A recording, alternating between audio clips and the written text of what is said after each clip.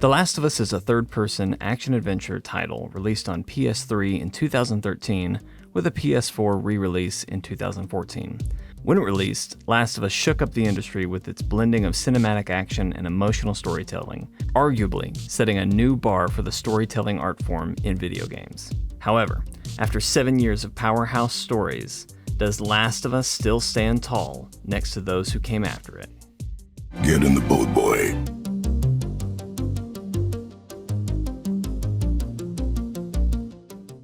Yes it does. Normally we'd take time to explain our thoughts before the verdict, but the truth is, I can't really talk about what makes this game so great without delving deep into spoiler territory.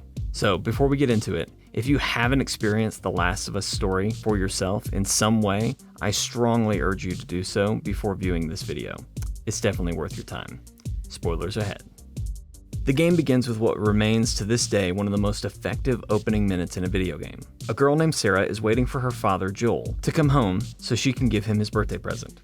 The relationship between these two is so endearing, it only takes 60 seconds of interaction for us to be totally sold on them as realistic characters. Our first few moments of gameplay are as Sarah, walking around the house as the eerie silence is interrupted by the TV telling us of trouble happening downtown. An explosion goes off, and we hear a dog barking until it stops, leaving us with silence once again. Joel enters the house, visibly shaken, and then we see our first infected. Still controlling Sarah, we join Joel and his brother Tommy attempting to leave town before things get even worse. So they go through the city, the car flips, and we take control of Joel, carrying Sarah through this fresh hell, which in 2020 seems a lot more real. And we get so close to getting out until... And then we cut 20 years later, because let's be honest, that's how long we needed to emotionally recover from what just happened.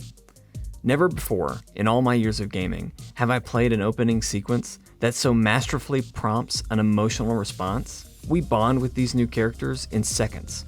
We feel uneasy when left alone as Sarah. We get a pit in our stomach when the dog goes quiet, and our heart completely sinks when the life leaves Sarah's eyes. The jump scares, the tension, the adrenaline, the gut-wrenching sorrow, it all works.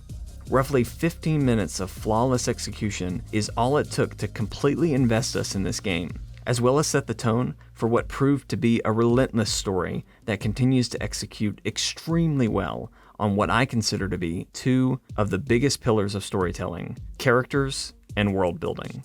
The Last of Us does the majority of its world building in the first couple hours. 20 years after Sarah's death, the world has clearly changed. Joel continues to survive, following the lead of a woman named Tess. Tess is basically the vehicle that gets us to where the story really picks up. It's a slow start, but ultimately it needed to be that way so that the rest of the journey can be character focused.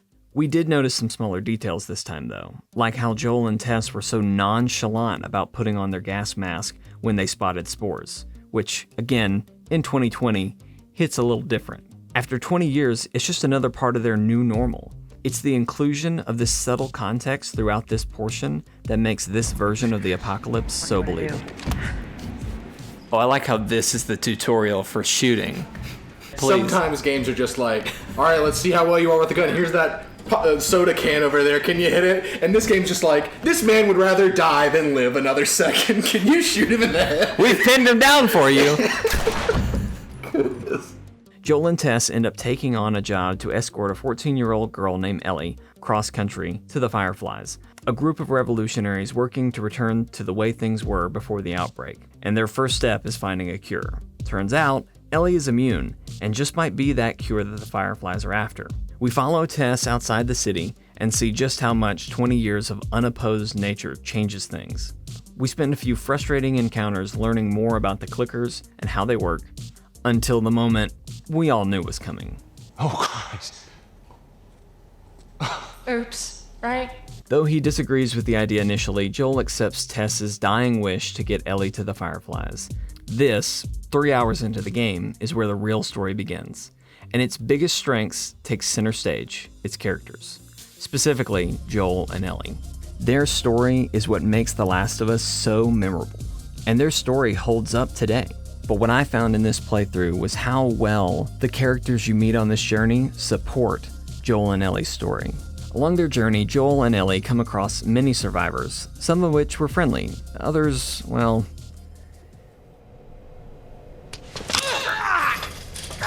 These survivors all represent something on Joel's journey.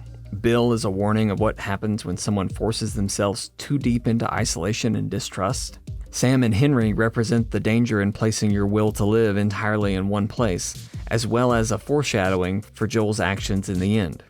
And Tommy is the brighter side of that coin, reminding Joel what life with meaning can look like. We go through this emotional journey with Joel as he slowly learns to love again, and I was pleased that it didn't happen right away. For the guy who was already a bit of a cold bastard even before his daughter's death, only deepening in that distrust and apathy towards humanity after living through 20 years of doing whatever it takes to survive. This needed to be an unfolding of layers that took time. And after sitting through all the ups and downs of their relationship, seeing Joel talk openly about Sarah to Ellie and caring for her like a daughter felt so much more powerful considering all we had seen our heroes go through. This is one of the reasons the scene with the giraffe is so memorable, although we at Chortle Games now remember it for an unfortunately different reason. Oh no! Oh no! Ellie! But something that makes this story so special is how Naughty Dog uses gameplay to tell the story and bring out an emotional response. A great example of this is a moment right before the giraffe scene. All throughout our journey, Joel and Ellie worked together to overcome obstacles, usually Joel vaulting Ellie so she can toss something down. This action becomes second nature to us as the player, so when Ellie is depressed in the final chapter, she doesn't come to you when you ask her to do this simple action that you've done over and over again. Joel even looks at her with sadness in this moment. It's a moment that made the game and the story feel so real. The Last of Us is a beautiful journey that takes place within big concepts like zombie outbreaks and the fall of civilization.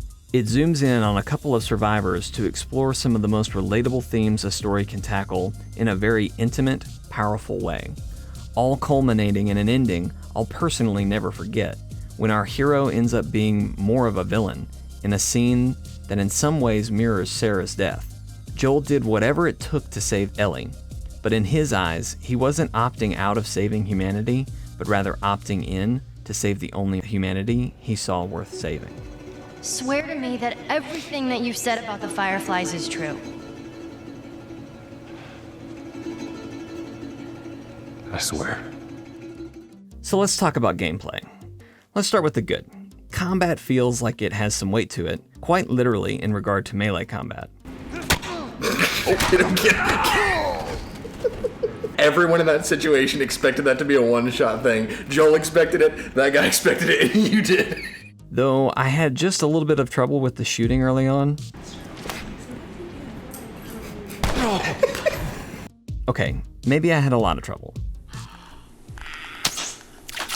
Just stop. Okay, alright, yep. Okay, fine, I sucked. Right there, right there, right there. Aim at him.